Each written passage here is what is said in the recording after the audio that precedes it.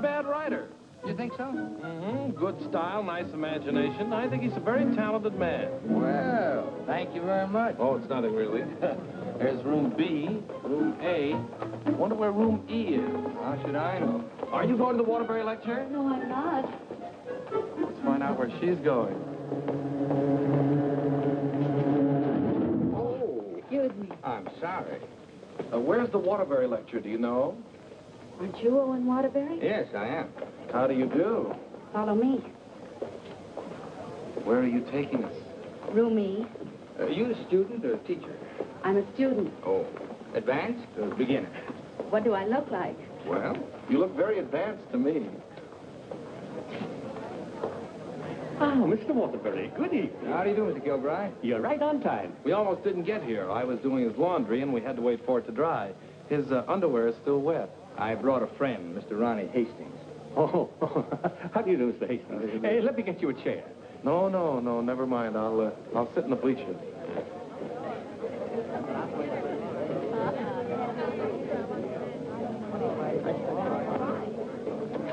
Hello.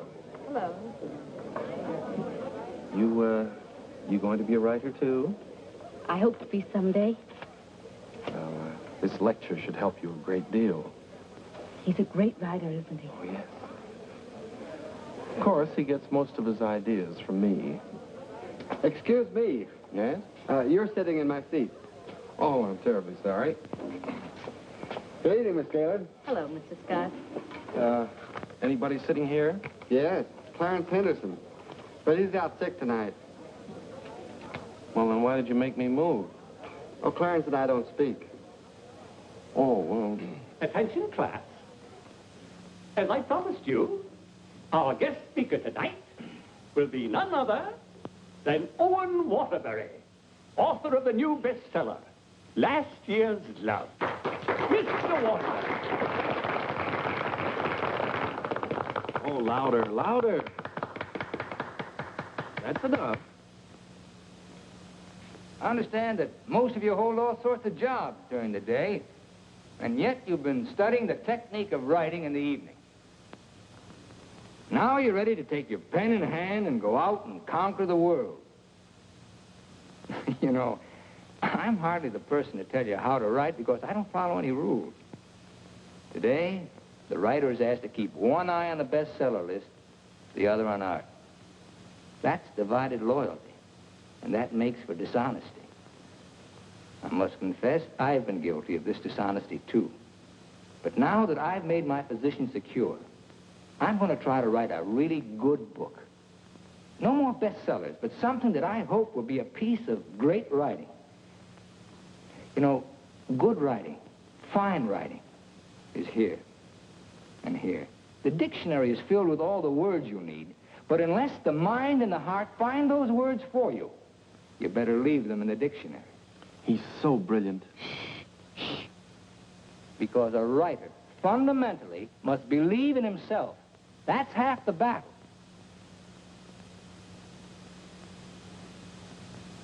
I'd like to interrupt my little talk for a moment to say that I'm going to be in a position to help somebody here in this class. Beginning tomorrow, I'm going to need a secretary. I've already placed the request with the University Placement Bureau, and man or woman, whoever qualifies, will get the job. That's very nice of you, Mr. Waterbury. Well, it's not a big job, but the surroundings will be wholesome. And you'll be able to serve your apprenticeship under someone who's already established. Well, so much for that. I remember when I wrote my first novel. It took a lot of work. I starved, lived in a little back room, all the while consoling myself that I was going to be another poet. So you're really going to work for Owen Waterbury? Well, I was offered the job by his personnel manager. I've heard a lot of weird stories about Owen Waterbury. Oh, you hear weird stories about any famous person. Why, last night his talk was actually inspiring. Steve, do you realize you've been here 5 years? Well, isn't that a little too long for anyone with my ambition? Where does Mr. Waterbury do his work? Well, his personnel manager said in his apartment. Apartment? Well, you can't expect a writer to work in an office, Mr. Harris. I want to write, and I think he can show me how. Who knows? After a year with him, I might even be autographing copies of my own book in one of your bookstores. By taking a course in Owen Waterbury. And getting paid for it at the same time. I'm going to miss you, Steve. Oh, no, you won't. After a week, you won't even know I've gone. Not true, but good luck anyway. Well, I could make a big speech, but I think you know how I feel about everything. You've been wonderful to me. I understand. Steve. Yes? Call me sometime, will you? We'd like to know how you're getting on. I'll call you tonight, after I get the job.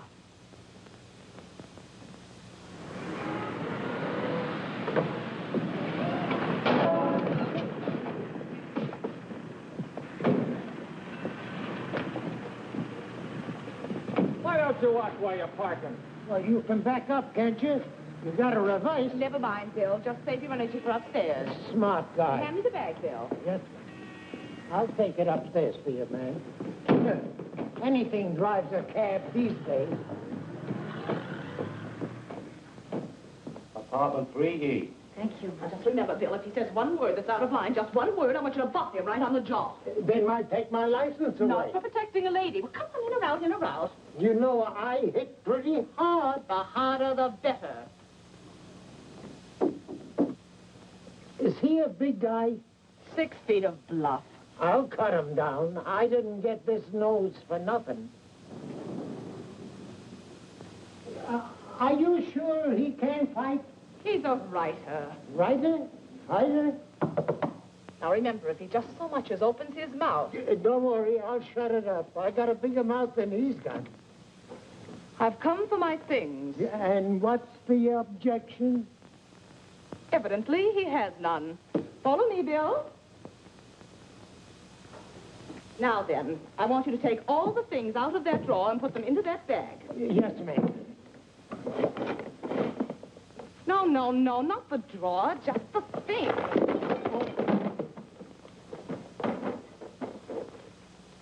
Oh, come in. Come right in. That's right. That's Mr. Waterbury's former secretary. She quit this morning. Won't you sit down? This is my mink. And how? Waterbury gave that to her as a Christmas bonus. My typewriter. Well, that was sort of a New Year's bonus. My aujourd'hui. She brought her own aujourd'hui. My pot. She cooked once in a while. My bourbon. She drank a little. My cigarette box. She smoked, too. My lipstick. Shall we adjourn to the library? Your frankfurters. Goodbye, Mr. Waterbury. Good thing you didn't open your mouth. Thank you. Come along, Bill. Don't bother with your inferiors. And now, miss, what can I do for you? This is your new secretary. Oh, yes, you're from the Kilbride School. Yes, I am. Say, look at that.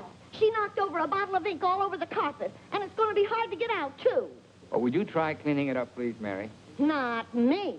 The landlady says I'm not to clean up any more messes. Just do my regular work and get out of here.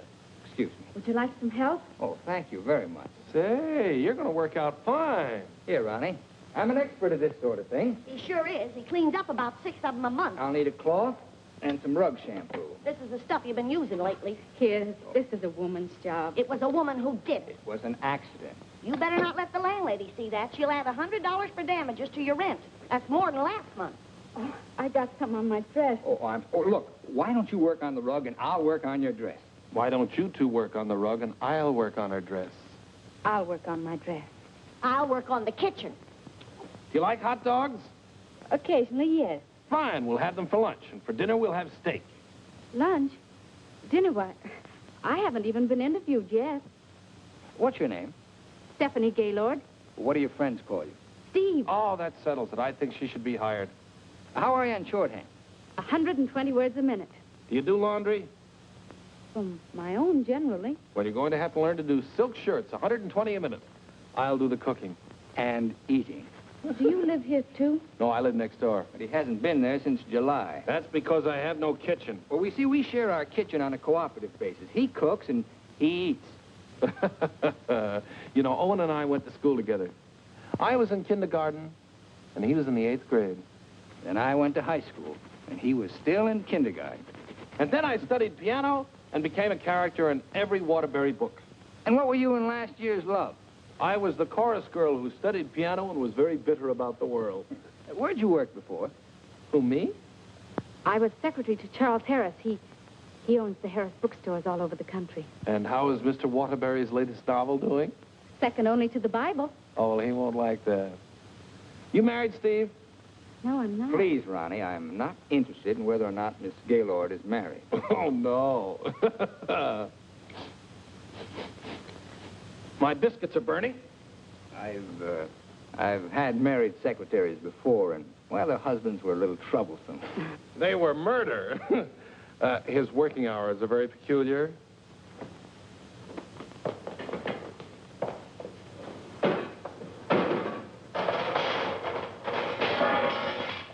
Well, I think we've done a good job. I had such a different impression of what this job would be like. Oh, today was an unusual day. But after this, there'll be no more distractions. I'll go. We're going to work in an atmosphere of dignity and culture. Oh, it's your bookmaker. Mary, that man's here again. I heard you. How much do I owe this time? $11. Don't you give me no more of your tips. That horse will come in next time out. Next time out, he'll be dragging a load of ice. Well, what do we owe you? $278 for Owen and $1 for you. Excuse me.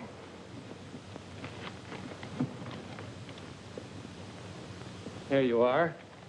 I'll have to owe you mine until next week. You want to wager today? Well, I haven't looked them over yet, but I'll give you a call. And no more 50-cent bets. The boss don't like them. Where was I? You were telling me that everything here was dignified and cultural. Oh, yes. Now, Steve, about your other duties. I'll go. Did you just have an interview with my daughter, Mary Hastings, about a secretarial job? Why, yes.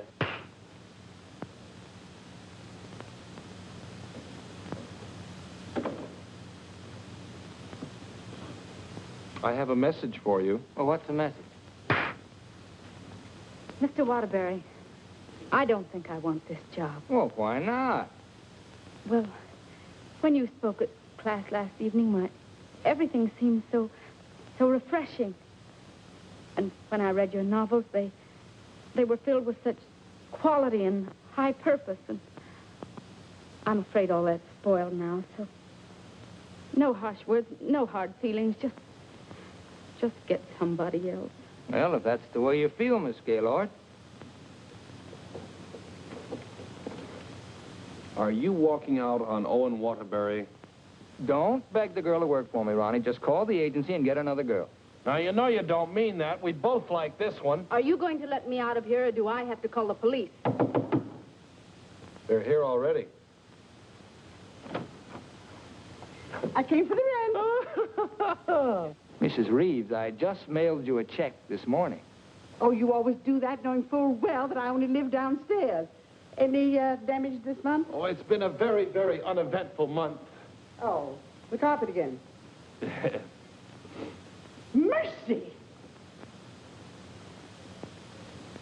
This fish belongs here. And this duck up here, you throw the whole room out of contour.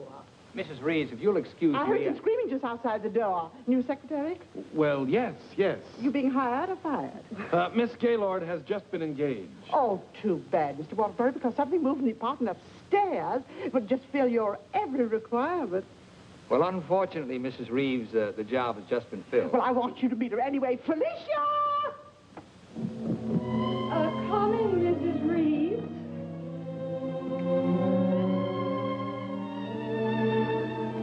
Felicia Adams. I want you to meet the famous Owen Waterbury. How do you do? Him.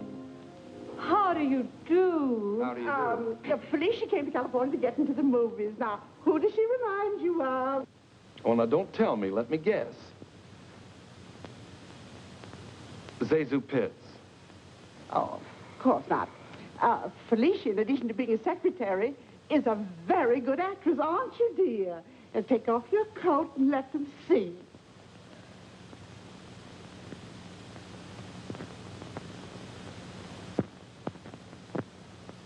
She's got a lot of talent there. I thought you'd think so. I was a model back in Texas, but I came out here for a career. Daddy's financing me. A friend of yours? No, my father. Perhaps Felicia could play the heroine in your next novel when it's made into a movie. She could do that. What's the heroine like? It's a girl from the South. Why, I'm from the South. How perfectly coincidental. She's trying to hook a rich man. She's insincere and a moron. Well, what's worrying you? Well, I'm not so worried about being insincere, but as for being a moron... Now, don't worry about that. You could act like a moron, couldn't you, dear? I could try. Oh, I'm going to dramatic school. Maybe they can teach me to be a moron. If you studied hard enough, yes. It'd take a lot of work. Look, Mrs. Reeves, I haven't even started my novel yet, and it doesn't look as if I'm going to if I'm continually interrupted. Well, we'll leave and let you work. Oh, Ronnie, I'm having a party for 50 guests tonight, and I'm expecting you to entertain for us at 9. Is it informal, or shall I bathe? If you don't care to entertain at my parties, pay your rent. Well, I'm off to the horse show. You haven't got a chance.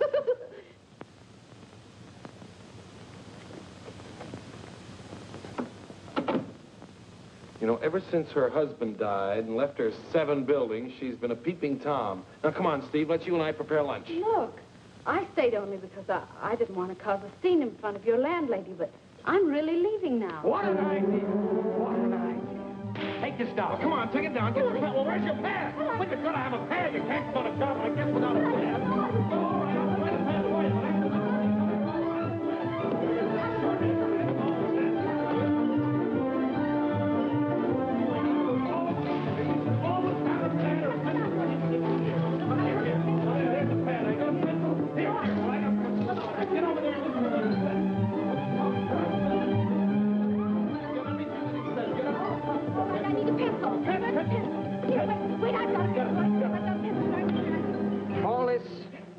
Notes on my new novel. That's all for now. Tomorrow morning at 10 o'clock.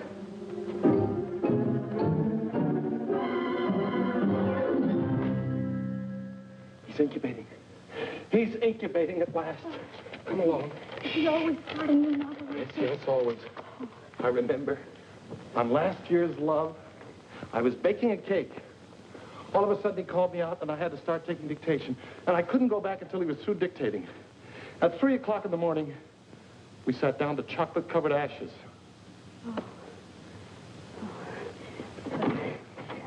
Well, I'll see you at 10 o'clock in the morning.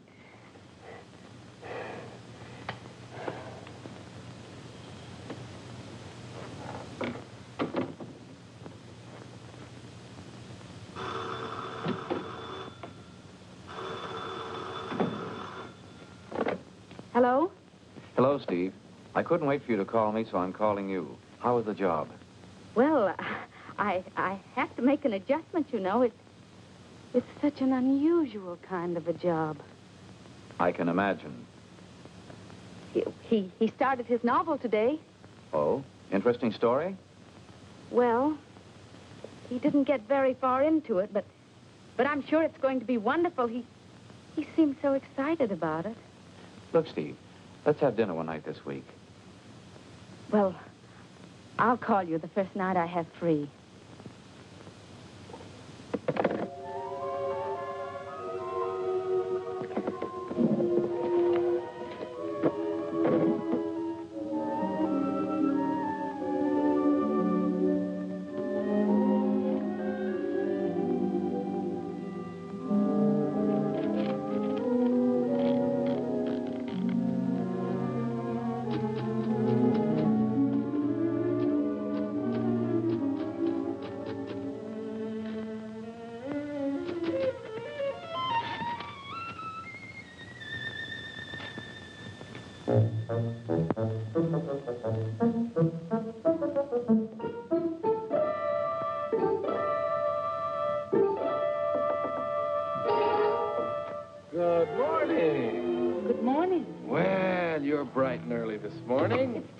luck.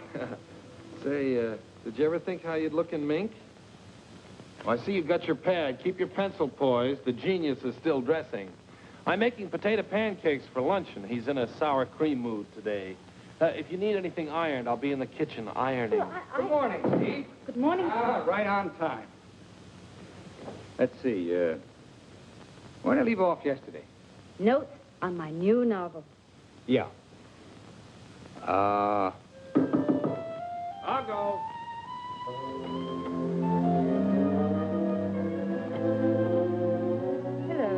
Hello. Hello. Hello.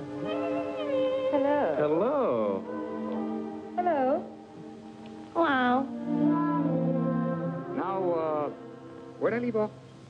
Notes on my new novel. Oh, yeah. Make that Notes on My New Novel by Owen Waterbury. That's good. Oh, that's real good. Don't you think that's good? Oh, I like that. Chapter 1, General Introduction of Characters. Chapter 2. Well, I'll do Chapter 2 tomorrow. Chapter a day? That's swell. You sure you're not tired? Miss Gaylord, you stay here and answer the telephone. I'm going to the beach for some salt air. Well, be sure you don't bring any home with you. Right, boy. Let's drive someplace nice, like Santa Barbara. Well, honey, anything you say.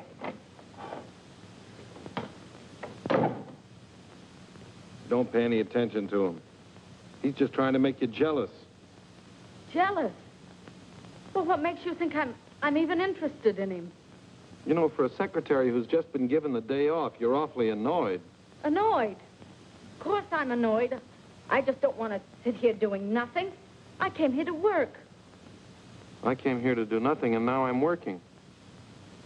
Look, if you get paid for idleness, grab it, you fool. There goes another one.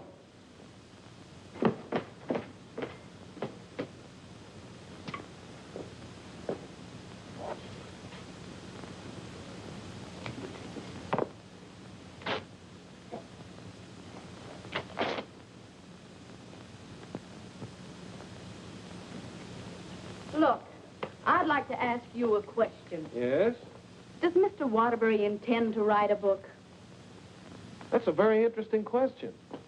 Waterbury's a genius. What do you think he's doing right now? Incubating. Exactly. And whenever he goes through a mood like this, a great book comes out of it. I'll bet he does a lot of writing tonight. Why, honey, you're jealous. Look, I don't even know Mr. Waterbury. At this point, I'm not even sure I want to. Of course not, honey.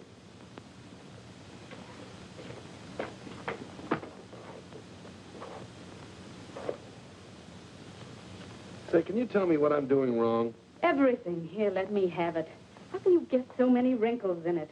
Well, he's tried 16 laundries, but he still likes my work best. These are good shirts. We're good shirts. You know, I just thought of something. What? I must be going out of my mind. Why? Well, I went to night school for a whole year to learn to be a writer. And here I am doing a guy's laundry. Oh! It's not done yet.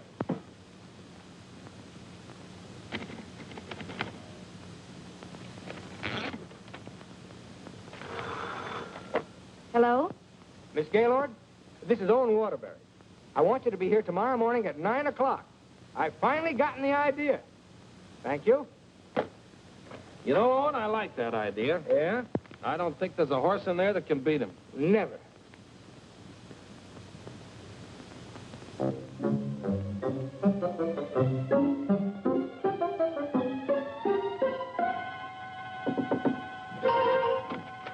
Morning. Morning. Oh, leave your coat on, Steve. The taxi will be here in just a minute. Got a pair for her? Well, she can use mine. Where are we going? To the races. The race. Haven't you ever been? I've never in my life. Swell. Always lucky the first time. Come on. But what about that idea you had last Oh, that can wait till after the third race. Look, I got a horse in here. Look, Mr. Waterbury, I don't think I ought to go along. Say, are you complaining about being paid to go to the races? Come on!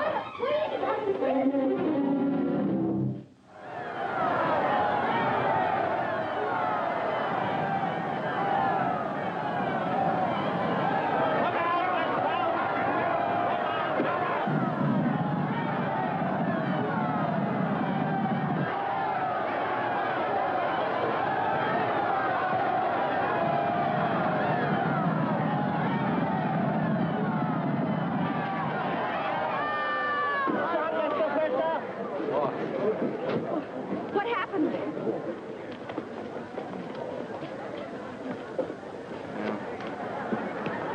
This time I take those guys' tips. Well, so far this job has cost me $83. Now, don't worry. I'll see that you get that back. Why should you? I gambled and I lost. Well, losing's good for the soul. We had the 3 best souls in town.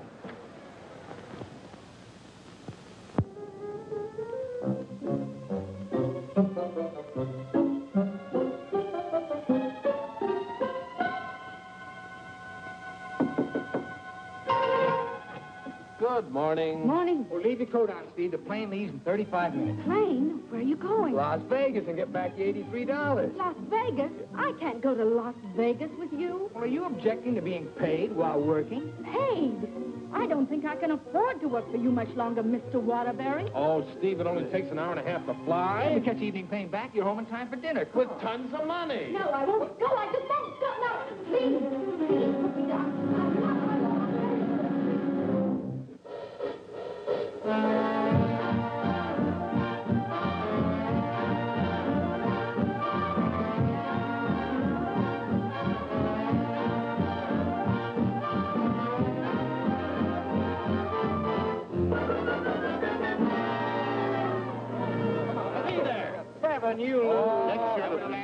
Right here.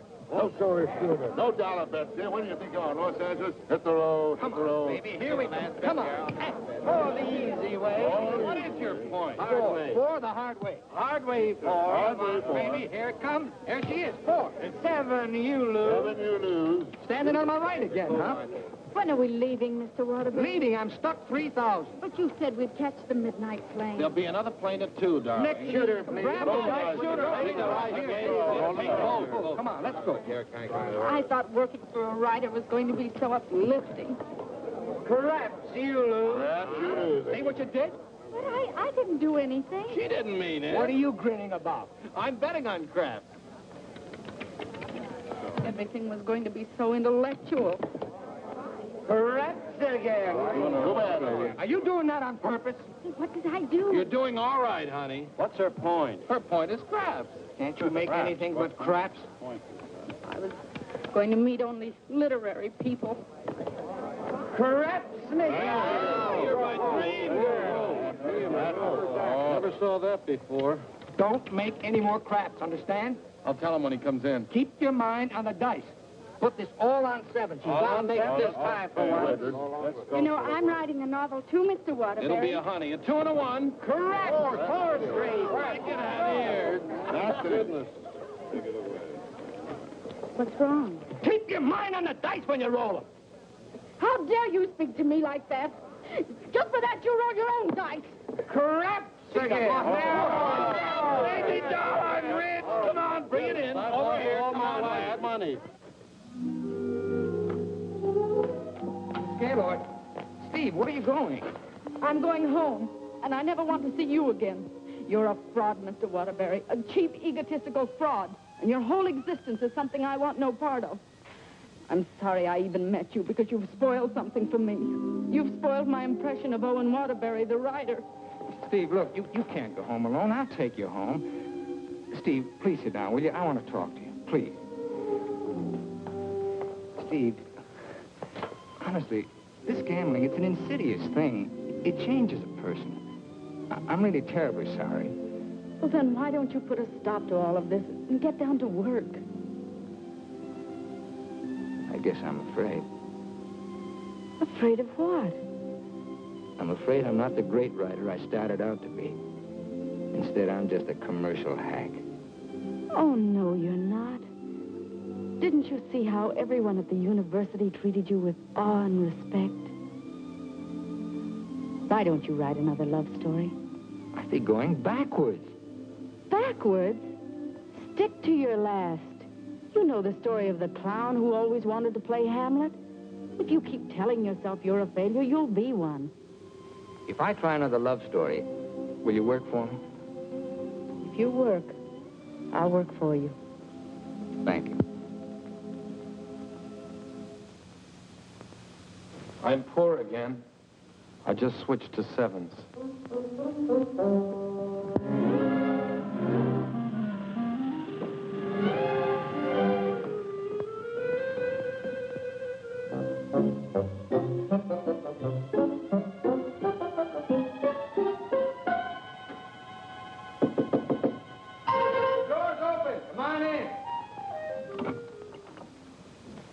Hiya, Steve. No, keep your coat on. I'll tell you why. The taxi's going to be here in just 1 minute. What? Oh, don't worry. We're going to work, but let's do it at the beach house, huh? He's superstitious, honey. He starts all his novels at the beach house. But why the beach house? Did you like last year's Love? Very much. Well, most of last year's Love was done down there. Well, shall I take the typewriter? It'd be a nice idea. Ronnie, will you stop teasing the girl? I'll be dictating today. Come on, Steve.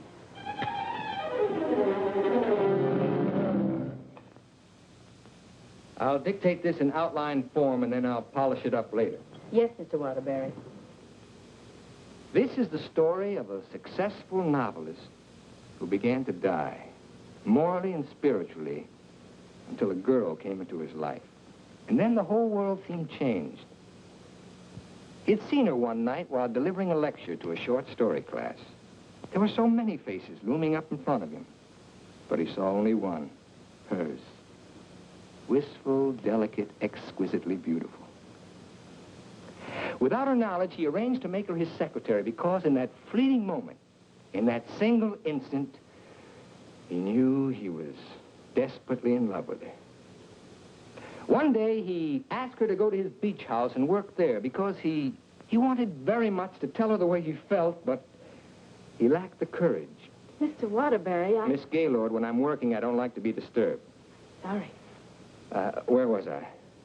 He wanted very much to tell her how he felt, but he lacked the courage. Oh, yes. Now here she was, seated before him, tender and fragile as a poem.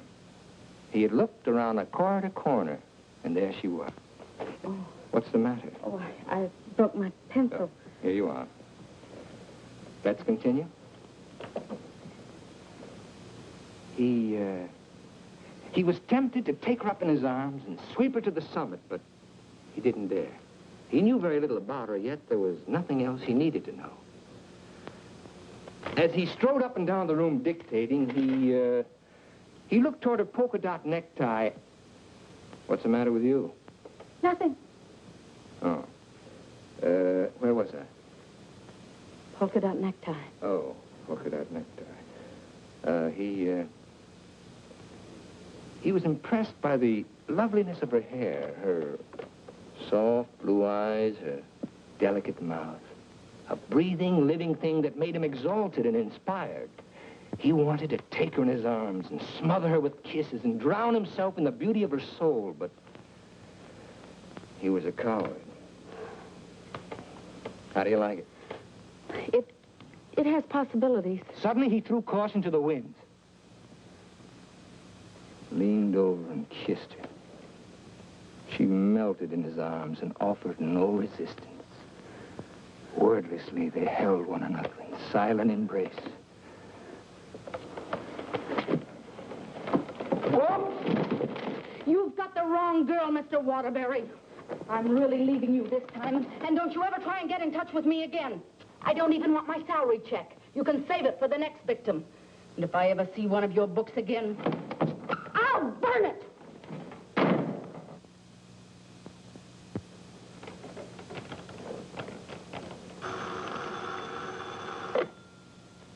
Hello. Oh, hello, son. I just thought I'd call you and let you know I made dinner for the three of us. And ask Steve if she likes popovers. Steve's just quit. Yeah. I'm dictating a harmless little scene. Suddenly she takes offense, slams me on the couch with a hammerlock, and walks out. Is she insane? Well, I'll call the agency and get them to send over another girl. I better get one who likes broiled chicken, because that's what we have for dinner. Don't call anybody. I'm not going to go to work for a long time.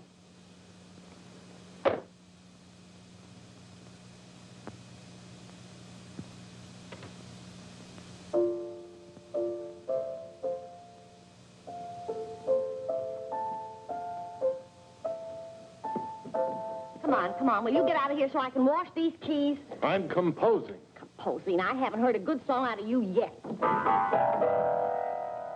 That's it. Give me that again.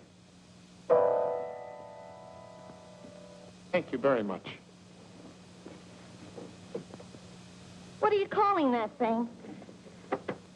I got a cold in my nose. Come on, sing it. Oh, Mr. Ronnie, Oh, don't be silly. I just want to hear the quality. Sniff, sniff, here's a handkerchief. Ka-choo, ka-choo, gesundheit to you. Let yourself go and blow. Oh, let yourself go and blow. Sad, ain't it?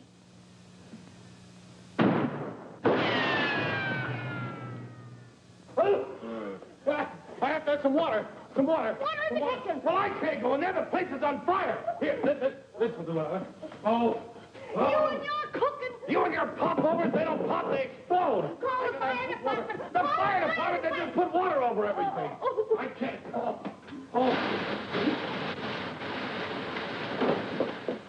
I'm going to tell a landlady on you. Oh, I'm going to tell a landlady on you.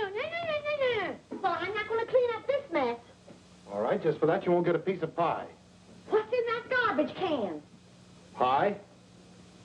30 misses out of 31 tries.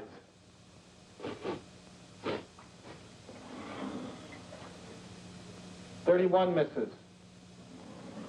Well, at least the roast chicken's safe. What's that? Roast chicken? How can you pour roast chicken? Well, I had to roast it in the pressure cooker. It melted a little. Oh, he'll have his dinner out tonight. Well, so am I. You don't think I'm going to eat this horrible mess, do you?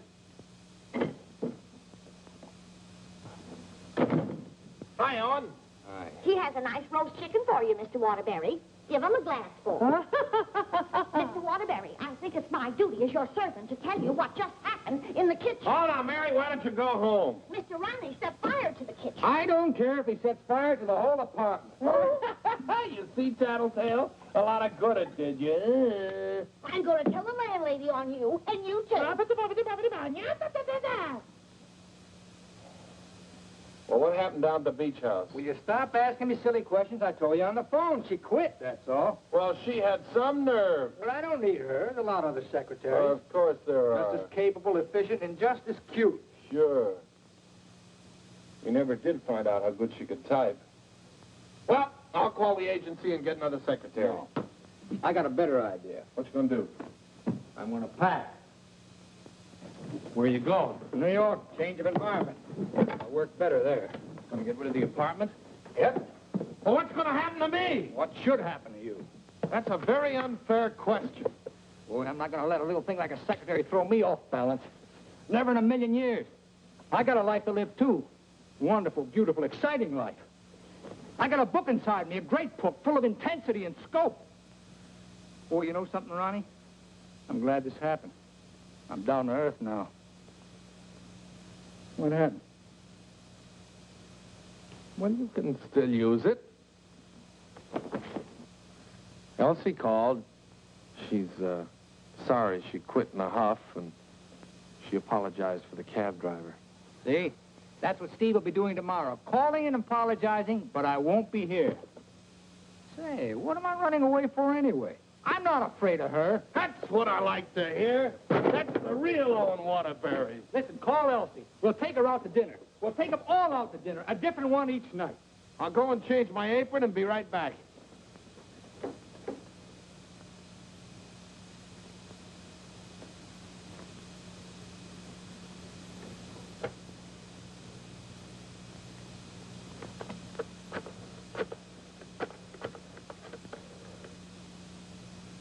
Bryan Detective Agency? This is Owen Waterbury. Yeah. Look, I want you to shadow a girl for me. Stephanie Gaylord. Now, let's all try to have a good time tonight, okay? I'm willing. Are you, Ronnie? I'm willing. Good evening, Mr. Waterbury. Hello, Francois. Here, why here? I like it here. You've always hated the Ridgely room. He's joking.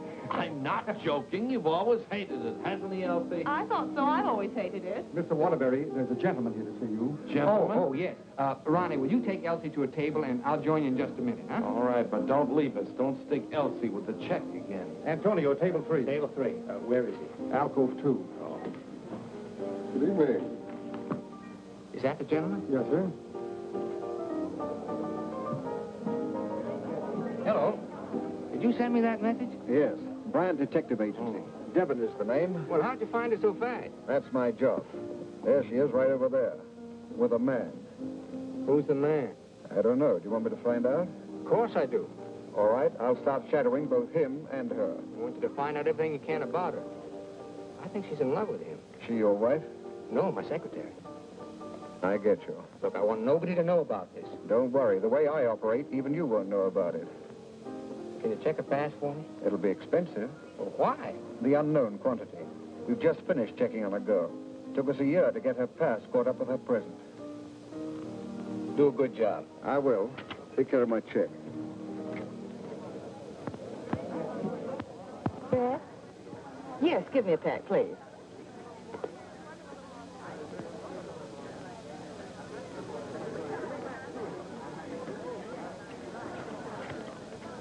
Thank you.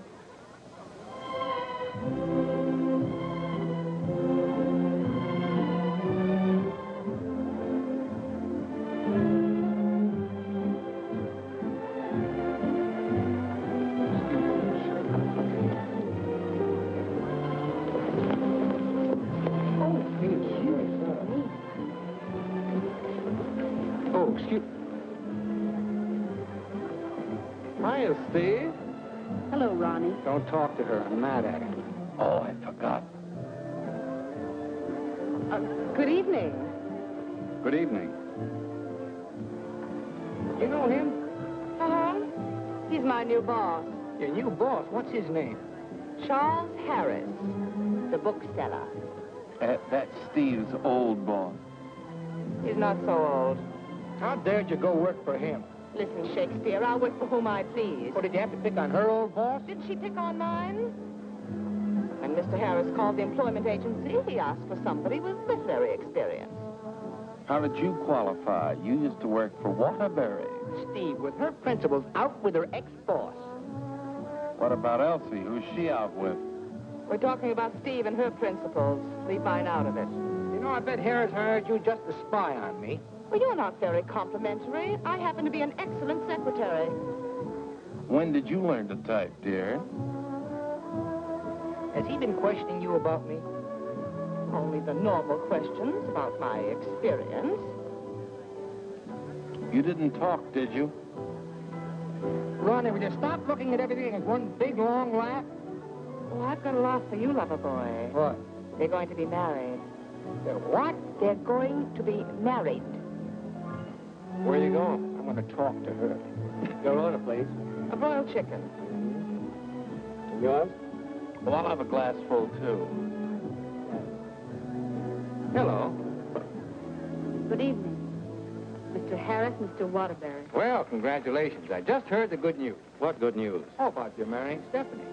May I dance with the bride? That's entirely up to her, isn't it? May I? Thank you. Not at all. So she decided to get married to the wrong guy. Are we going to dance, or are you going to dictate a novel? Oh, now why should a nice, intelligent girl like you marry a man she doesn't even love? For your information, I'm not marrying anyone. Oh, well, now I respect you. You respect all girls who decide not to get married. Going back to work for him? Is this a quiz, or are we going to dance? Well, it could be both. Say, how would you like your old job back? Better terms? Not interested. I'll throw in a bonus. Marriage. Mr. Waterbury, you talk about marriage as though it was something cheap and vulgar.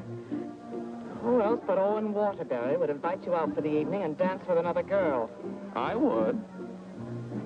Say, why don't you pay him back and dance with Mr. Harris? I wouldn't think of dancing with my boss. This is me you're talking to, remember? Well, I mean, not until I'd worked for him. For a few days. Well, that's a nice sentiment. Steve, you're in my arms at last. I'm holding you at last. We're dancing. You may be dancing, but I'm holding you. Oh, like the tide, you go out, but you also come in. Owen Waterbury, you're the most maddening man I've ever met. Listen to me, Steve, I love you. Everything I dictated at the beach house I meant, but it was too much of a coward to say it out. I love you, Steve. Marry me. Take a chance. This is me, the author with beautiful words, but I'm stopped. All I can say is, I love you. Marry me. Your chicken, madame. And your chicken in the glass, sir.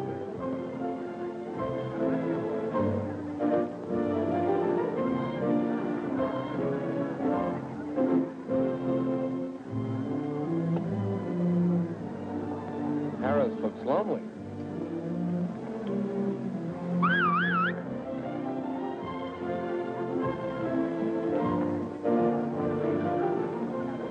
Mr. Harris, this is Ronnie Hastings. How do you do? Won't you sit down and have a glass of broiled chicken? Thank you. I think I will.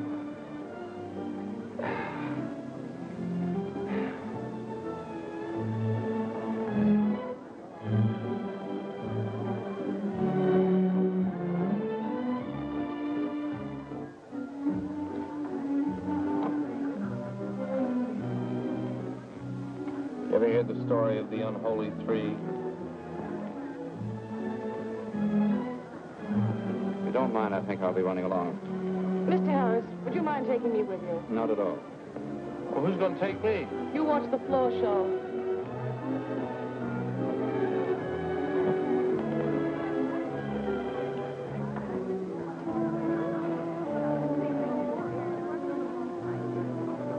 Want to dance? I love it.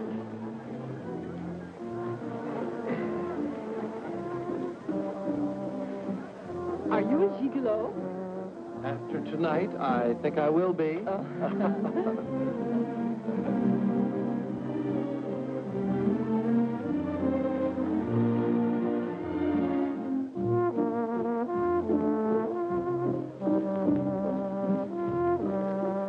Isn't life strange? When one gets up in the morning, one never knows what one will be doing in the evening, does one? Oh, dear.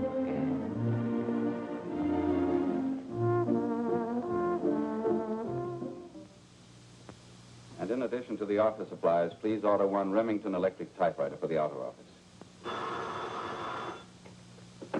Mr. Harris's office. Just a moment, please. Hello? Yes. What? When? Thank you. Goodbye.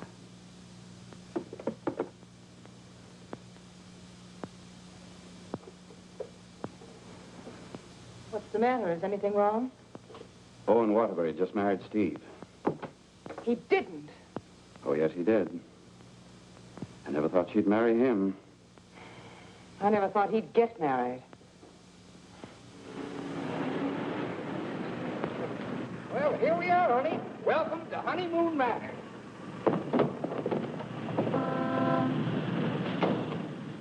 Congratulations! Hi, Ronnie. May I be the first to kiss the bride? Or am I the first? I'm not a very wide-awake bride. Honey, let's get some sleep, and then we'll go over to the beach house, huh? How long you been driving? 24 hours. Las Vegas and back. Oh. Hey, whose bags are these? Oh, those are Felicia's. As soon as I told her the news, she decided to move out. It's a good idea. Darling, this is quite a threshold. 3 stories up. Well, we can use the threshold upstairs. Oh, good idea. Hiya, Felicia. Congratulations. You did very well. She certainly did. I'll get you moved in as soon as I get her moved Okay. out. Why don't you try the building next door, dear? Driver, old lady's home. Whoa. Hello, Mary. I'm so happy for both of you. Well, thank you, Mary. Very sweet. Yes, darling. Hello, darling. Hello, dear. Votre bagage, madame et monsieur? I made a wedding breakfast. Spaghetti and meatballs. Look, Ronnie, I know you're trying to be helpful, but, well, this is our honeymoon, and, well, we'd like to be alone. Oh, sure, sure. Say, Steve, be nice to him, will you? He's my only means of support.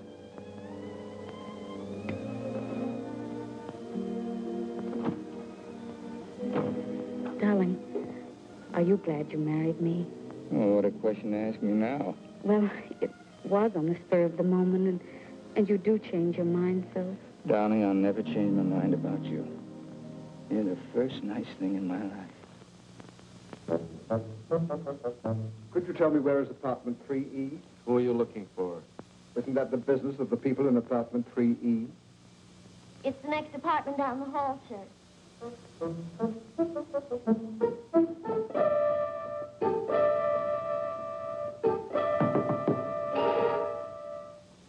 I beg your pardon.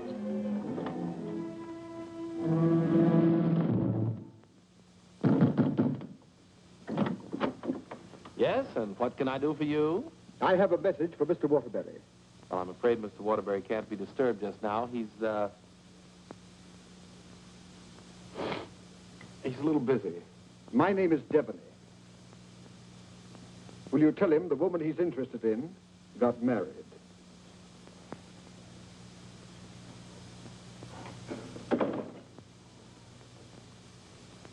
Hey, Owen!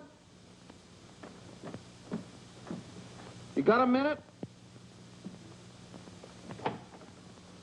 Ronnie, what is it now?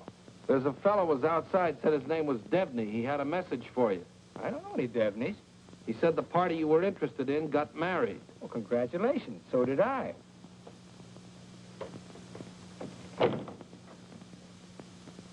Darling, whom were you interested in who got married? There's only one married girl I'm interested in.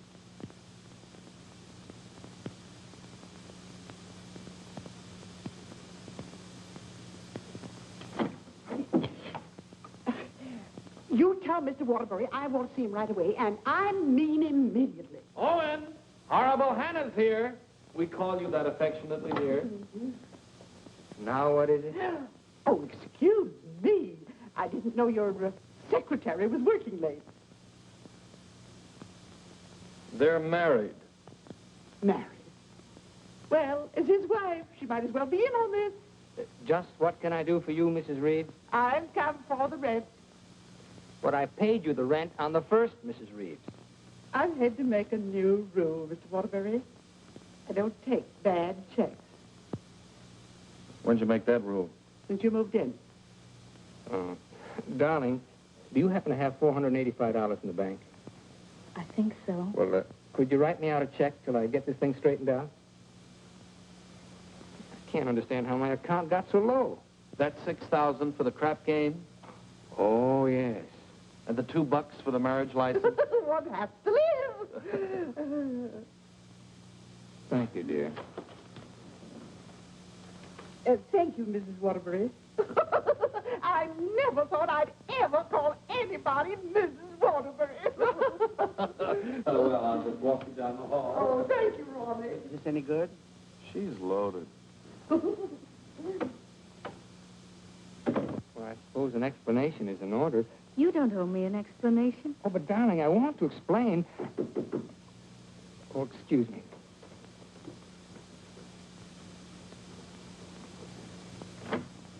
Hello, Owen. Oh, hello, Dick. Congratulations. We just heard. Well, thank you, Bertie. Congratulations. Thanks a lot. Oh, darling! Well, won't you come in and sit down? Oh, yes, thanks. Darling, I want you to meet Mr. Fulton, my publisher, and Bertie. This is my wife. How do you do? So nice knowing you.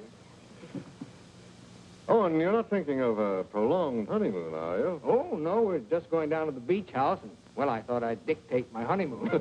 Good idea. You know, there's a deadline on that novel. It's got to be made. You know why. Well, I'll have it ready, Dick. I'll count on it. Would you like a drink? No, thanks. We're double parked downstairs. Come, dear. How's Ronnie? Oh, still eating. Same old Ronnie. Yes, Bertie's told me about Ronnie. She says that when he dies, he'll ask the crematorium to baste him slowly on both sides. You know Ronnie? Oh, of course. I was once Mr. Waterbury's secretary. Well, thanks an awful lot for coming, Dick. Happy honeymoon. Thank you.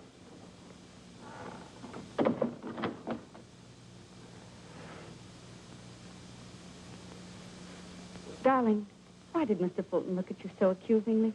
Well, I owe him $20,000. I drew it as advance royalty against my next novel. And that mink coat Mrs. Fulton had on, is that one you gave her? Oh, Bertie meant nothing to me. I'd written a bestseller, and I was throwing money around like water. You can always take it back and give it to Mr. Fulton as part payment.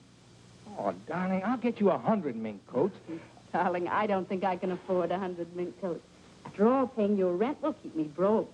Honey, did you marry me for my money? No, but I'm beginning to think you married me for mine. Look, darling, let's get out of here. We're never going to be alone here. Honey, I know a perfect little mountain cabin away from publishers and landladies. And secretaries? Well, except you. And I'm going to work. I promise you. I promise you.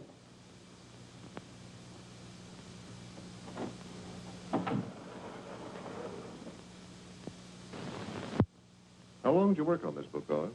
4 months. I'm rather proud of this one, Dick. Where's Mrs. Waterbury? Oh, Steve's down at the village getting groceries. She wants to prepare you one of her special dinners. Well, I'm afraid I can't stay for dinner. I have to catch that next train back. Dick, let's drop the suspense. How'd you like the book? I'm going to let you have it right between the eyes, Owen. You don't like it? I hate it.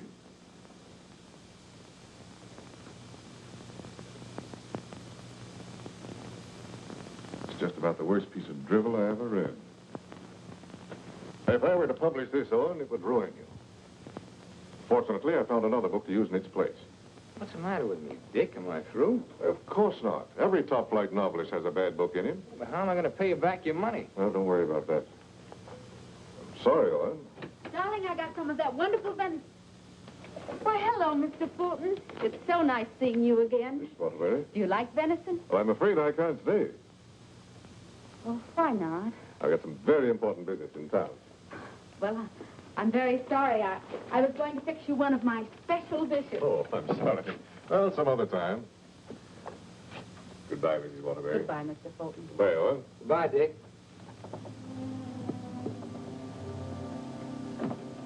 He doesn't like me. No? Do you think he's right? He's always been right. Until he married Bertie. Oh, what's that got to do with it? Well, maybe he's changed. Ever think of that? Maybe he sees you through different eyes. Oh, you talk like a fool. Oh, and let's face it. Your book is now being published by a man who sees his wife in your arms on every page. He thinks that girl in there is Bertie in you. You're a child. Bertie meant nothing to me. He doesn't realize that. And he's still a human being, even if he is a publisher. And he's a man. Let's get away from here tonight. Tonight? Oh, and you blame me, don't you? Oh, not really, Steve. It's just that it's so distracting to have a man's wife as his secretary, too. I've got to try another book fast, and now I'm going to have to get myself another secretary. So I'm fired, is that it? Oh, Steve, it'll be better for both of us if I work by myself. It'll give you a chance to work on your own book. I'll make dinner.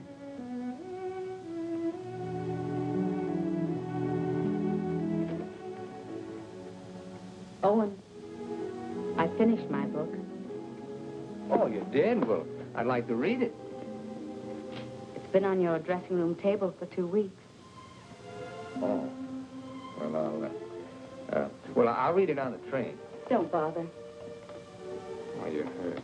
No, I'm not. You call and get tickets for the train and send Ronnie a wire to get you a new secretary.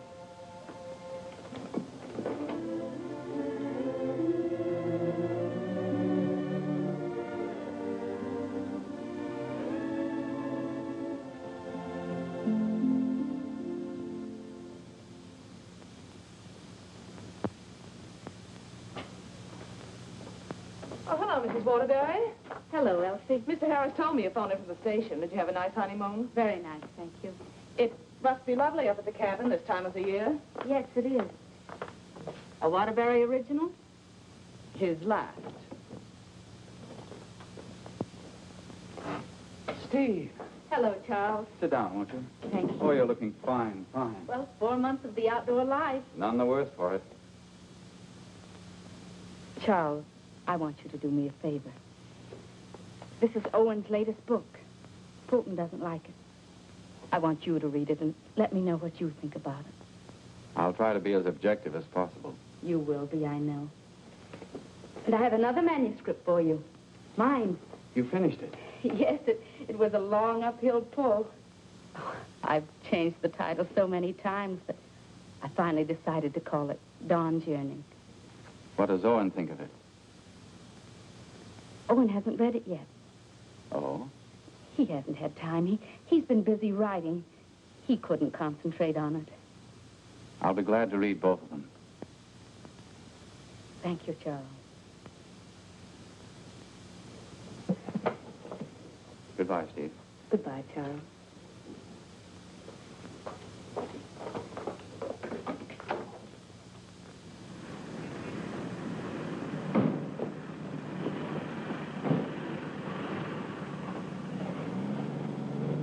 I was on the third floor, but I can't find the Waterbury apartment. Well, here's Mrs. Waterbury. Well, how do you do? The employment service sent me over. What for? Oh, Mr. Waterbury wants a new secretary. Oh, is that so? Yes. Well, follow me. Oh, thank you. I know it's going to be so exciting working for Mr. Waterbury. You just love it. I know I will. You know, this is such a rush call. I hardly had time to dress. Dress beautiful. Oh, thank you so much. You know, I make my own clothes. Oh, really? Yes. Come in. Come right in, Miss... What did you say your name was? Hilda Schneebacker. Miss Schneebacker. Owen, darling, this is your new secretary. How do you do? This is my husband, Owen Waterbury, and this is Ronnie, our next-door neighbor. How do you do? Can I get you something to drink? Oh, have you any beer? Well, I should say we have. And we have pretzels, too. You know, I could just drink a barrel of beer. What did you ask for on the phone? I thought they knew our account. Dope. Oh, don't bother.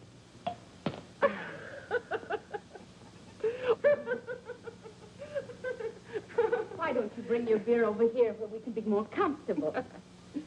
Oh, do you do laundry, Miss Schneebacher? Just shirts and socks. I don't like to do sheets. Well, sit down, please. How are you on handicapping the horses, Miss Schneebacher? Oh, yesterday I picked 2 winners. Played them both right on the schnozola. Oh, and I think she's enchanting. No. What size coat do you wear? Do you have to wear a coat on the job? Oh, Mr. Waterbury likes to give all his employees mink coats for Christmas. Oh, I wish I'd known that. I could have saved the skunk's life. I wonder who she means. I'm going to love this job. You're all so nuts.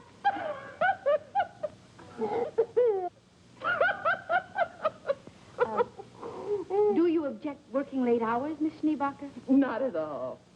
A room with a girlfriend. I haven't seen her since New Year's. Miss Schneebacher, I'm afraid this job's going to be a little too much for you. But why, Owen? Well, you see, several parts of my new novel are mostly in French, and, well, I'm sure you don't speak French, do you, Miss Schneebacher? Studied it for 6 years. Once I had a French boyfriend. We had no trouble. Yes, but how's your shorthand? Shorthand? I don't take shorthand. You don't take shorthand? Well, no. The agency said this was strictly a typing job. Oh, no. This is mostly a shorthand job. But I could learn it. I'm afraid not. Well, guess that lets me out. Leave the glass, please. Oh. Thanks for the beer.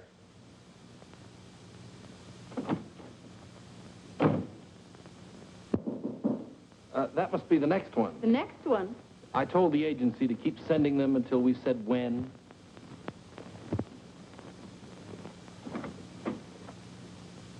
How do you do? Is this apartment 3E? Yes, it is. Does a Mr. Owen Waterbury live here? Yes, he does. I'm Owen Waterbury. Oh, Mr. Waterbury, the agency sent me. Dawn O'Malley. That's right. Won't you come in, Miss O'Malley? Thank you. Won't you sit down, Miss O'Malley? Thank you. Oh, this is my wife. How do you do? How do you do? You take shorthand, of course. Yes, 120 words a minute. Oh. Do you speak French, Miss O'Malley? Ma mère, elle était française. Et mon père aussi. Vous avez raison, elle n'est pas faite pour le travail. Dites-moi, Mademoiselle O'Malley. Are you married by any chance? Yes, I am. But the divorce comes final next week. I see. When would you like me to begin? You have begun. Oh, thank you. Steve, shall we prepare lunch and leave them alone? I think they'd like to get to work. All right.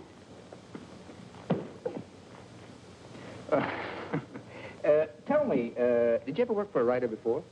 Yes, once about 3 years ago. But I'd rather not talk about it. Oh, well, why not? Well, he asked me to work late one evening and began getting a little fresh. So I called the police. All I want to do is work. I guess the publicity ruined his career. But he deserved it. Don't you agree? Yes, I do. How about lunch, Miss O'Malley? Oh, I've already eaten, thank you. And you, darling? No, thanks. I'll skip lunch today. You will just love living in this building, Mr. Scott. And you'll just love the Waterburys. They're so bohemian. Crude. I'll go. Oh, hello. Hello, Mrs. Waterbury. I want you to meet your new neighbor, Sylvan Scott. He's moving that little bachelor apartment upstairs that Felicia used to have. Yes, I know, Mr. Scott. Hello, Stephanie. How nice. Come in. Now I want you to meet the important member of the family. This is the great Owen Waterbury. Oh. How do you do, Mr. Waterbury? And How do you do? This is The horrible Ronnie Hastings. Hello. new secretary. Yes, she was just hired and I was just fired. Mr. Scott's a writer, too. My building will be just crawling with them. Yes, Mr. Scott and I went to night school together. We sat next to each other. Mr. Scott used to be a ball player. Just look at those shoulders. And they're not padded either. Well, what do you know? Sylvan writes that wonderful radio program called John's Mother's Lover. John's mother's sweetheart. Oh, yes. Tell me, confidentially, is John's mother going to marry her, sweetheart? No, John's father objects. John has no father. Oh, poor John. Sylvan, you'd better rush upstairs and start to work on that radio program. You mustn't neglect John. Well, I'm in a little trouble. You see, my secretary just got married. Oh, what on earth are you going to do? I don't know. I could help you, Sylvan. You, Stephanie? Yes, you see, I was Mr. Waterbury's secretary before he married me. That's right. You were. The marriage was a bonus. Oh, when could we begin? Why don't you just say, I've begun? Ronnie, dear, would you get me some shorthand books and some pencils? How much do you think you'll be giving me tonight? Why, we may be working most of the night. Oh, that's just ducky. I'm used to working at night. Goodbye, darling. Don't work too hard. I won't. Come on. Oh, thank you, Ronnie. Bye. Well, I seem to have fixed everything up. You certainly have. Well, I guess I'll run along. Must you go? I was just poisoning the tea. Oh, Ronnie, you're such a kidder.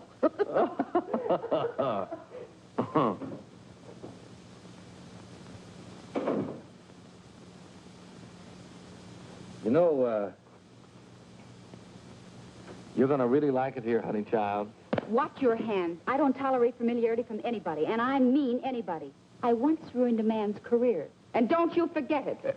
Miss O'Malley, you may have the day off. Why don't you make it a year? But I haven't even begun yet. Oh, that's all right. You get paid just the same.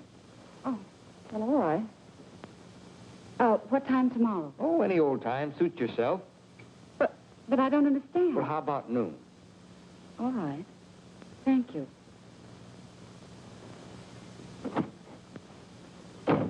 Well, you were saying something about poison tea? I mixed it. I get firsties. Now, where was I? Sound of footsteps. 3 people. Thank you. Sound of footsteps. 3 people. Door bang. Door crash. Door slam. 2 shots. 3 screams. Siren. How's that sound? Well. It's bedlam. John, I'm in love with your mother. And tomorrow, I expect to be your father. John's going to be a father, and I'm the first to know. Now, I don't have to listen tomorrow. But, Father, I'm older than you are. John's older than his father?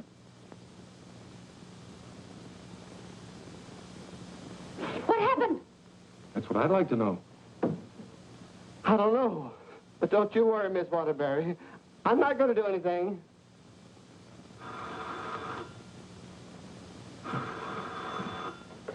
Hello. Hey, they just turned out the lights.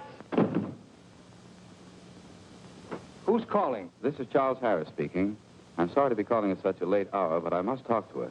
They just turned out the light. Will you keep quiet? This is her husband. No, she's out for the evening. She's right upstairs. And I don't know when she'll be back. Didn't you hear me? I said they just turned out the lights. Darling, may I borrow a light bulb? I don't care what you do. What's the matter? I'm going to a hotel in case you're interested. I'll go to a hotel. After all, this is your apartment. No, it isn't. You pay the rent. Ronnie, will you take this up to Mr. Scott, please? Oh, and you can't possibly be jealous of that man upstairs. Why, he's utterly harmless. Boy, you really had me fooled. Why do you say that? Charles Harris just called. Have you seen him, Steve, since we came back? Oh, and it's terribly late, and I don't like cross-examinations. After all, we're two adult human beings, and we should be able to trust one another. Don't smile it away with pretty words, Steve. Have you been seeing him? Yes. All right, then this is it. But I only saw Charles Harris for one reason. I took him your manuscript. He knows a great many publishers. Please don't. It's too late for that. I felt at the nightclub you were in love with Harris, and I knew he was in love with you. After all, 5 years is a long time, and I was a fool to think I could break it down. I never loved Charles Harris. Well, you never loved me. You were in love with a schoolgirl notion of a popular novelist. I really try to play this straight with you, Steve, but I guess I made a beautiful mistake. Owen, I was in love with you before I met you.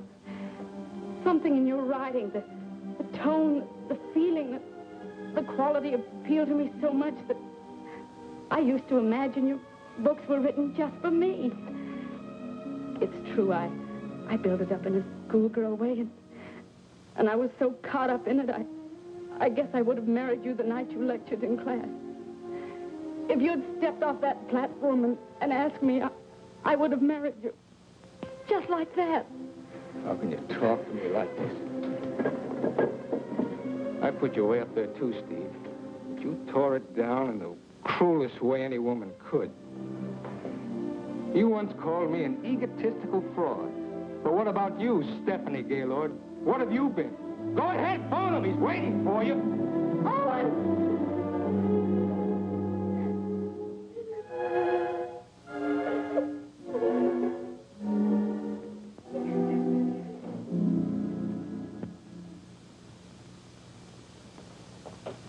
Good morning, Mrs. Waterbury. Good morning, Elsie. I have an appointment. Yes, I know. Mr. Harris has a surprise for you. Won't you come right in? Steve. Good morning, Charles. Stephanie Gaylord, this is Mr. McNally, Mr. Hudson, Mr. Burke of the Literary Times. How do you do? How do you do? How do you do? So you are Stephanie Gaylord. Sit down, Steve. It's a big morning in your life, Steve.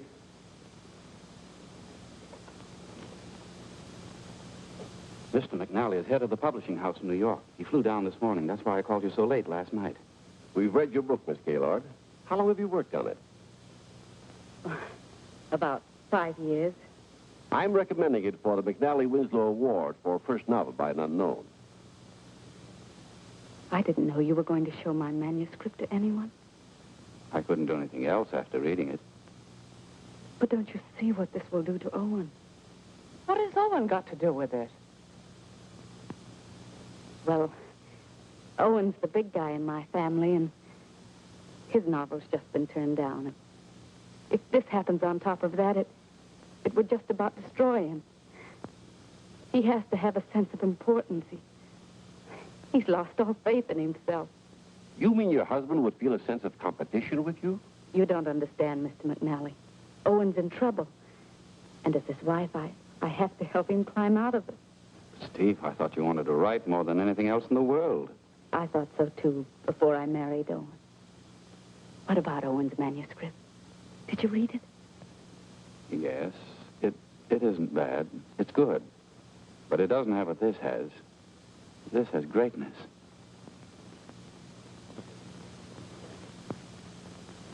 Thank you very much, gentlemen. Steve, please sit down. I want to talk to you.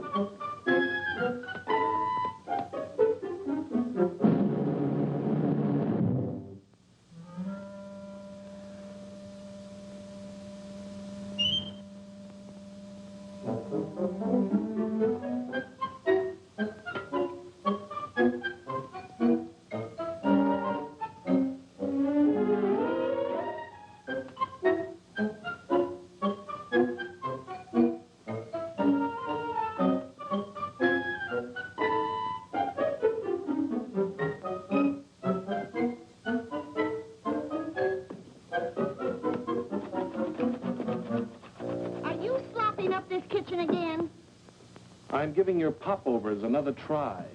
Well, give me time to call the fire department. No, Miss O'Malley. That's not the line I gave you. I'm sorry, Mrs. Scott. All right. Let's try it again. Yes, sir. John, Mother, I've changed my mind. I don't like your sweetheart. Mother, well, I like him. That's all that matters. John, as your son, I refuse to approve the marriage. Mother, you're not marrying him. I am. How does that sound? Stinks. Amen. Mr. Hastings, I must say you're distracting. You know, you shouldn't be using Mr. Waterbury's apartment or Mr. Waterbury's secretary. Well, Mrs. Waterbury isn't here, and I've got to get the program out. Why don't you work in your apartment? She won't work upstairs. Well, then why don't you work without her? I can't. I'm a dictator. Dear, why won't you work upstairs? I don't work in men's bedrooms. It's not a bedroom. It's a bachelor apartment. My husband was a hotel manager. One room is a bedroom. Two or more is an apartment. Sylvan, she's got you there. Oh, come on, let's work. Hello, Mr. Waterbury. Yes, what can I do for you? Remember me? I'm Devaney of the Brand Detective Agency. Oh. What's this? A bill for $845.62. For what? For shadowing and delving into the past of one Stephanie Gaylord. But I married her. We've shadowed married women before.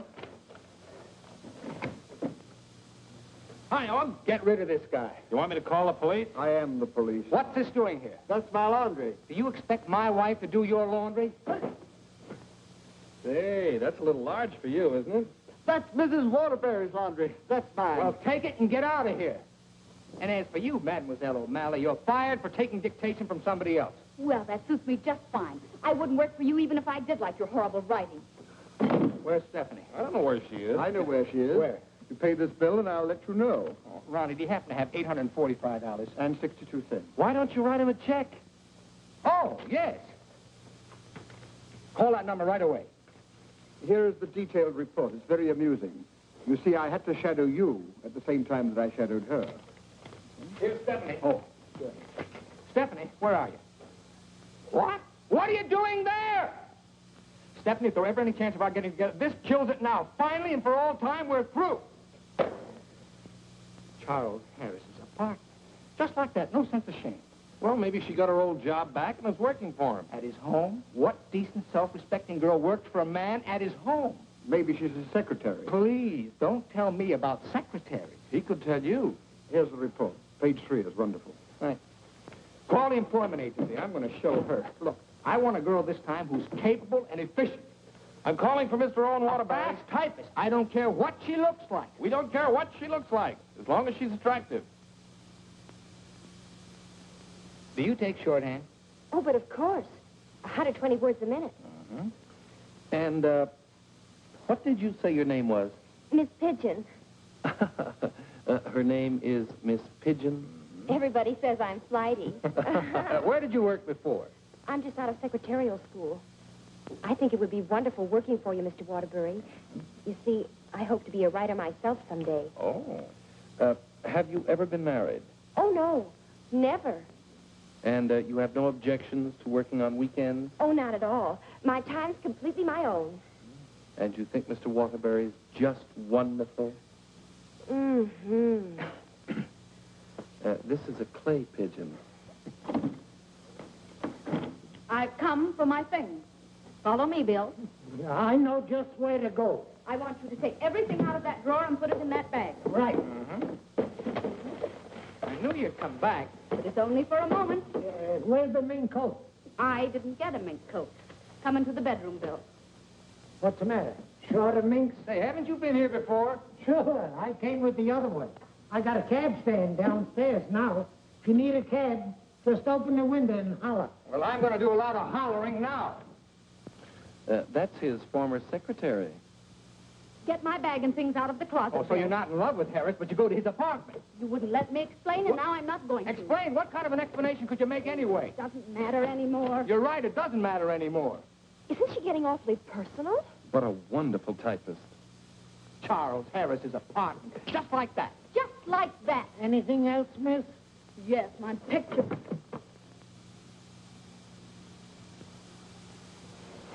If I were a man, If you were a man, I'd ask you to step outside. Go ahead, hit me. I dare you. Did he slap her? I should say not. She slapped him. I've known all along why you've resented me. It was because I liked your novel, and I told you so. You think you've wasted your time. That's your tragedy. My only tragedy is you. I'm going far, far away from here, and I'm going to write a book about you. I'm going to call it The Heel and His Victim. That's a very horrible title. It'll do. Goodbye, Owen Waterbury. And don't you ever try and get in touch with me, because I want no more of you. And that goes for me, too. Where's Miss Pigeon? She, flew the coop. Where do you think Steve's going? I think she's going to marry Harris. Harris. I'd like to see that little worm. I'm going to. Now, where are you going? I'm so mad I could get married. You know, I think I'll have to. Well, whom are you going to marry? It'll be a female. That's about all I can say.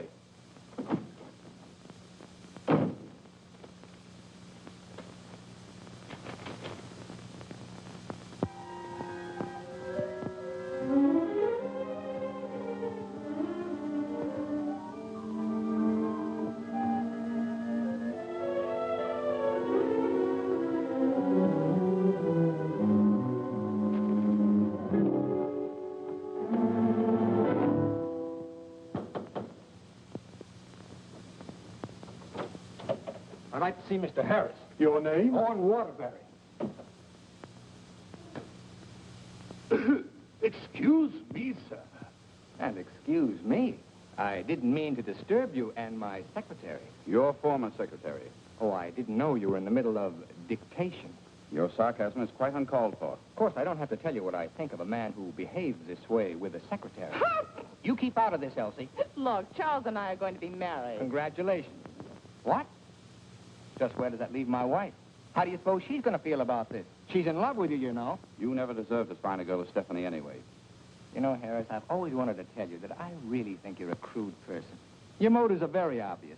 You've given me a lot of grief ever since I married Stephanie, and I came up here to tan your hide. So put up your hands and defend yourself like a man. Oh, you can't nobody's hide. Oh, listen to me, you fool. Why do you think Stephanie came up here in the first place? Because she wrote a novel and Harris wanted to have it published. But she didn't want that. She was afraid it would hurt your vanity and wreck your marriage. She wanted him to help you instead. Oh, look, I've read your last book, the one Fulton turned down. It's grand, it's exciting, it's wonderful. Fulton's wrong. He's just jealous because of Bertie, and it's all your own fault, Mr. Great Guy. You know, someday Stephanie's going to be a better writer than you are. That's my opinion, and you've always valued it. Here, Stephanie's novel. Read that and really get jealous. You know, you're not going to get her back. She's gone away, and it serves you right. I hope I kicked a little sense into you, but I doubt it. Goodbye, Mr. Waterbury.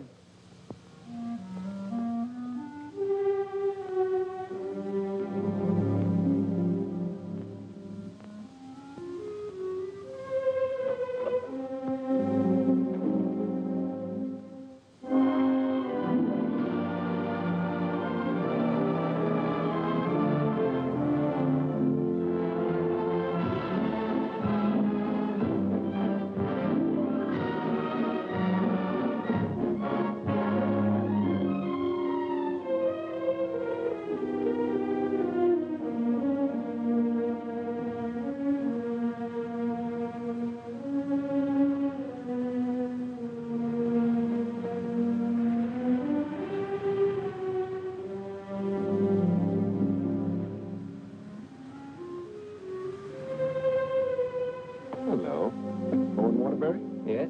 I've got to serve you with these papers. What for? Suit for divorce from Mrs. Waterbury. Thanks.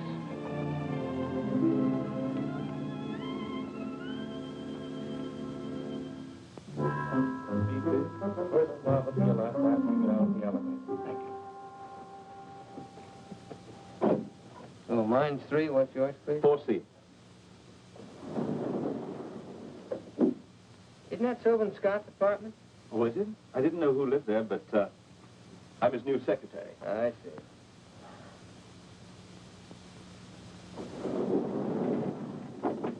Good luck.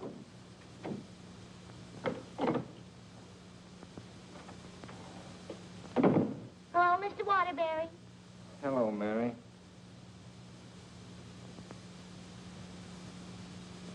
You want a drink? Well, I guess so. Mary, did you see Ronnie around? Well, I haven't seen Mr. Ronnie in about 3 days. But I heard Kelly got married. Married? See, that's funny. He didn't even invite me to the wedding ceremony. Me neither. Ronnie gets married. I'm getting a divorce. Did you know that, Mary? Mrs. Waterbury's divorcing me. I sure was sorry to hear that, Mr. Waterbury. She was an awful nice person. So was you. At times. Thank you, Mary. Well, I see Scott's hiring a new male secretary. Well, Mr. Scott doesn't live in this building anymore. He moved out yesterday. Oh. Well, who moved in up there? Mrs. Waterbury. Yes, she's a big writer now. Well, of all the nerve, I'll fix her. She can't do this to me.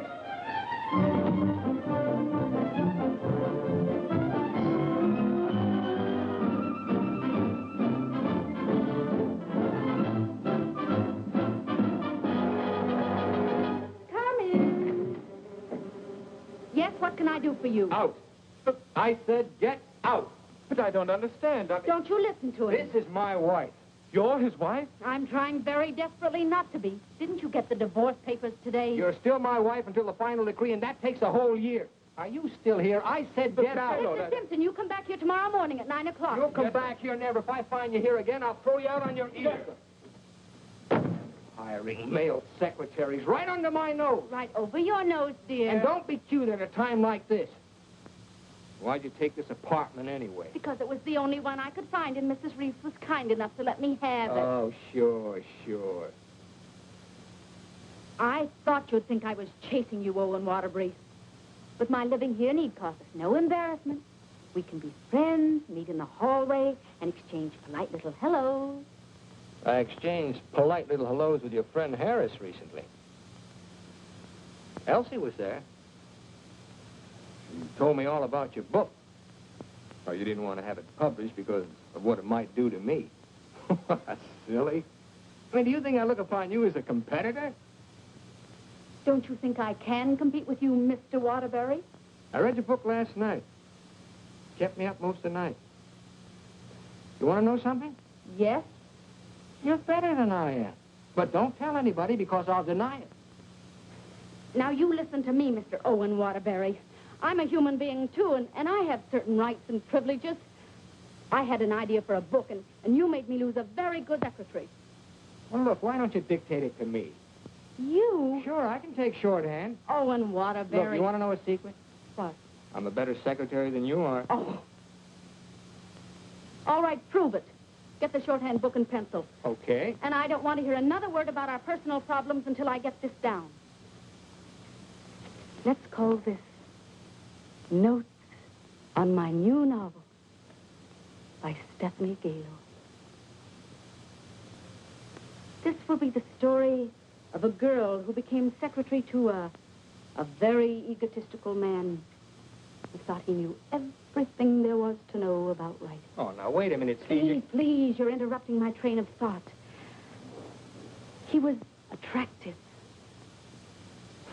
In an ugly sort of way. Thanks a million. Will you please stop interrupting me? But he was filled with childish frustrations and complexes which she, in her silly way, tried to cure. Now, wait a minute, Steve. I'm not going to sit here and take down this... Listen, this is my new book. Until she suddenly discovered he didn't need a wife. He needed a psychiatrist. A psychiatrist? That does it. Now I'm insane, am I? Okay. But if you publish that book, I'll sue you. You just go ahead and sue me if you think I'm afraid. Hello. You know, this book sounds very interesting, but there's one thing I've got to know. Did she love him? Well, of course she loved him. She loved him deeply, devotedly, desperately. Then why didn't you say so? I've come for the rent. Ronnie is your new landlord. Oh, no, that vase belongs up there. And this belongs here. And this belongs here. Oh, Ronnie, do. Ronnie.